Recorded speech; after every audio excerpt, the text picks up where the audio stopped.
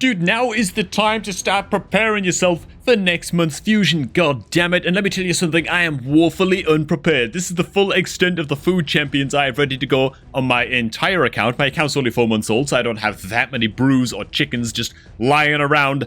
I gotta get my ish together because, yeah, next month's fusion will be upon us sooner than you think. That's what we're gonna be talking about in this video, as well as just kind of all the resources that you want to have ready over the next couple of weeks, so you're prepared for the July fusion. Now, step number 1, by the time you're watching this video, god damn it, there is gonna be a 2x Ancient Shard pulling event active, or if not, then it's probably starting tomorrow, right? It kicks off on, I think, the 28th. And I'm here to tell you, don't do it unless you've got like 200 ancient shards just lying around, okay, and you want to kind of blast the event. Okay, fair enough, man, go for it, right? And just throwing this in there during editing, of course, if you've got a billion gems also lying around and you can just buy more blue shards with your gems, then also feel free to go crazy during the 2x event.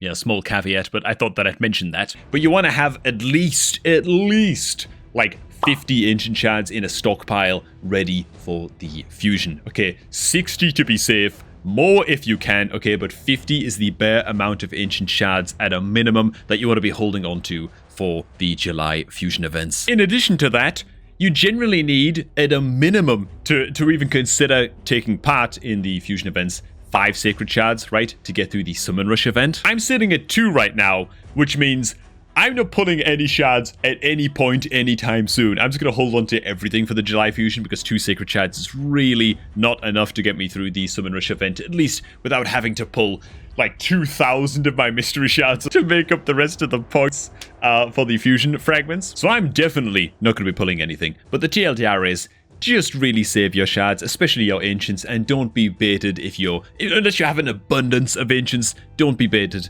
by the upcoming 2x ancient shard event. Next up, get your goddamn promo codes ready, man. If you haven't already, you might want to input the code GameLeap right now, or you might want to save it until the fusion event is active to get your hands on the free energy refill, which is very, very important, the 10 free experience brews, and the 100,000 silver. This is a perpetually active promo code. Of course, you can only use it one time, but don't worry about this one going out of date or anything, because it won't. And yeah, using it also helps to support the channel as well, man. So there is that. So thanks for anybody who does share that around with their clanmates and stuff. It really does mean quite a lot. So we spoke about shards. What about gems? Gems, very, very important indeed. You want to have at least 1,500 gems, man, going into July. Why is that? Because in the fusion events, there are some very, very energy expensive events like the Dungeon Divers event, which that Dungeon Divers event alone can set you back like 4,000 energy to get to the fragments in that event. And so you want to be spending your gems on the gem shop pack to get yourself the full energy refill, as you can see just on down here. You're probably going to be buying a couple dozen of these, okay, throughout the like start to finish of the fusion event. I actually do purchase the daily gem pack from the shop on the monthly, just because it's a $10 spend, and frankly, it's very, very good value for cash compared to basically everything else on the shop. So that's what I spend on, which is why I have such a healthy stockpile of gems, but of course the gem mine is also going to contribute to that. So yeah, just save your goddamn gems. I'd say 1,000 gems, maybe you could get away with that if you're really quite efficient in how you're spending your energy throughout the fusion. 1,500 though, to be safe. Next up, silver, and oh my god, if I got some work to do, man. I'm sitting at 14.5 million silver right now. I need to, at a minimum, double this, right? 30 million silver is probably the bare minimum that you can go into a fusion event with, and then you gotta earn some more silver during the fusion event to make up the rest. Generally, fusion events are composed of 3 separate artifact enhancement events, and each of these, to get your hands on the fragments, generally like 14 or 15 million silver per event to get your way towards the fragments. So if you want to be super safe with your silver, go into these fusion events with at least 45 million in the bank, okay? 30, I'd consider that to be really the bare minimum. Now, a couple of top tips for earning silver, and this is what I'm going to be abusing in the days to come, is to spend your crappy crafting equipment, right? For example, this super low grade resilience gear crafting mats. Spend these to craft just big stacks of 10 for item sets in your forge that are just a little bit low priority, right? Do this during clan versus clan events and then just sell off all of the items, right? This way you're earning silver.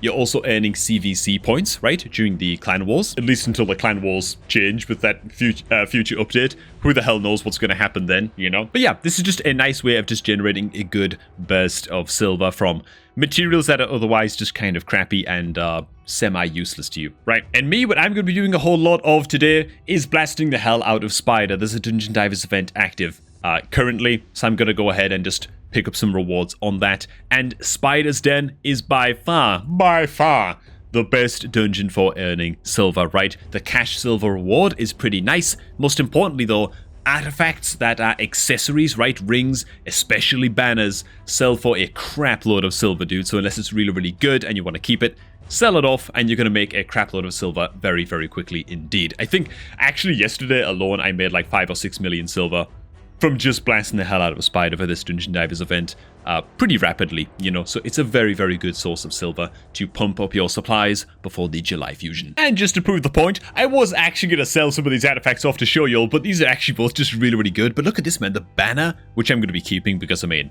accuracy, defense percentage, looking pretty damn solid, potentially.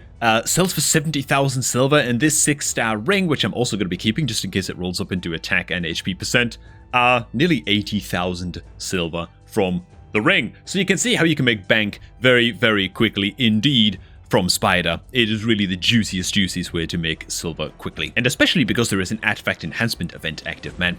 Okay, next up, sorting out your champs and getting ready for champion training events and tournaments. Okay, my account, I'm sitting on a few hundred brews now of each type, which I'm pretty happy with. Okay, I know that there'll be like a whale watching this video right now. Oh lol, he thinks that a few hundred brews is good, you know? But you know, it's a start for me, right? It's gonna help me out a little bit during the champ training, so I can do a little bit of champ leveling in the tavern instead of doing everything in the campaign, which is what I've had to do recently. But my recommendation is, especially if you are quite low on experience brews and you're not ready to roll exactly in that way, then you want to have as many food champions as possible pre-leveled and ready to go. What does this mean? Well, what I would recommend is the following, okay? You want to have 10 food champions leveled up to level 40, right? And then you want to have 40 food champions just leveled up to rank 4 but still at level 1. This way, as soon as the champ training events and tournaments start, you can pump a whole crap load of levels, right? Maybe level these guys up to like level 18, 19, 20 or whatever. Farm a crap load of event and tournament points on all of your 4-star food champions. Then you take the guys who are leveled up to level 40 and are ready to rank up, and rank those guys up, right? And doing it this way, you should end up with enough food champions to take 2 of your level 50 champions that you are ready to take up to level 60, up to 6 stars. And that method for me has got me through every champ training event and tournament and blah, blah, blah that I've wanted to get through. Basically for months now, right? Which isn't saying much because I've played the game for 4 months. But basically, it's been pretty solid for me. You know, it's been good enough preparation to get me the fragments and get me all of the rewards that I want from the tournaments and the champion training events during the fusions, right? Obviously, it's very, very account dependent. If you're a super, super late game account, right? Or you just got 1,000 brews of every type lying around and a few hundred chickens of every type just lying around, then you don't really need to worry too much about this prep. Of course, you can just spend those resources in the tavern and you'll be totally fine. But hey, it bears mentioning that newer players who don't have those kind of resources are going to have to do some champ training prep. And you know what, actually, with the champion training tournament coming up very, very soon indeed. In fact, by the time this video goes up, this will already be live. So now is a really, really good time to just do that champ training prep. Pick up some free rewards, at least, from this champ training tournament as you go. But don't go all out, right? Don't just blow your load on this tournament and then have nothing ready to go for the July Fusion event, right? You got to understand that a lot of these events leading up to, like, just before the Fusion events begin, at the start of every new month. A lot of these events are they're just there to bait the hell out of you, man. I'm not gonna lie, dude. Save your resources, have the discipline required, unless you've, like, got a very, very rich account and you can handle both. And finally, the last way that you can prepare for the upcoming Fusion event spree is by preparing champion fusions. Why is this so good? I've actually got enough champs here just kind of lying in wait, although not all fully leveled up and ascended just yet.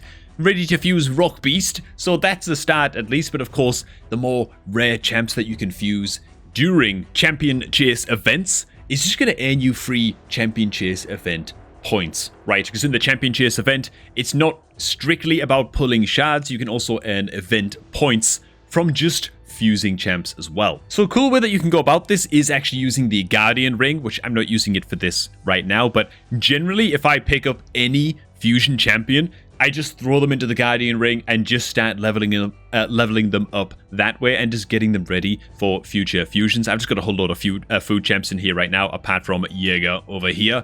But yeah, that's one way that you can do it. And then as soon as they're like sort of ready to go, I'm just stuffing them in my reserve vault and just holding onto them in there. I don't have that many built up right now, and of course these guys need to be ranked up and leveled again, but I'll take care of that, right? Long story short, prepare your fusion components, man. It's going to save you a hell of a lot of Champion Chase event points when the time comes, man. And you know what? I think that's all, man. Are you ready for the fusion already? Did any of this prep remind you that maybe you need to take care of something, farm some silver, start hoarding your gems, anything like that? Let me know if it helped, man. And if it didn't, well, I don't know. I'm still happy that you made it to the end of the video. Now, if you're looking to start off a new Raid Shadow Legends account for a new free-to-play journey or something to that effect, then make sure to do so by clicking on the promo link down below at the top of the video description to kickstart that new account with a free epic champion in the form of the wondrous Juliana, as well as a whole bunch of free starting supplies. Thanks for watching, guys. Hope you all did enjoy. Make sure you hit like on the video if you did, and I'm going to catch all of y'all just a tad bit later, man.